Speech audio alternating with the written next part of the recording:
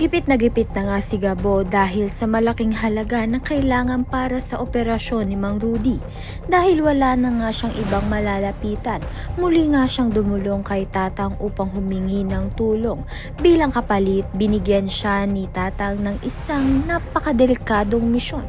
Hanapin si Mr. Chan at makuha ang itinatagong mga gintong pagmamay-ari nga nito.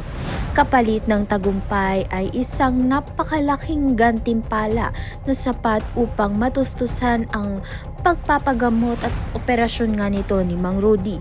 Kaya naman buong tapang na hinarap ni Gabo ang misyon, maaaring maglagay sa kanyang buhay sa panganib. Samantalang kahit naaresto na nga ni Sam si Victor Zafra, hindi pa rin siya nakontento. Alam nga niyang hindi matatapos ang lahat hanggat hindi napapanagot ang iba pang kasabwat nito. Sa kanyang pagpapatuloy sa investigasyon, unti-unti siyang napapalapit sa parehong lugar na pinupuntahan nga ni Gabo.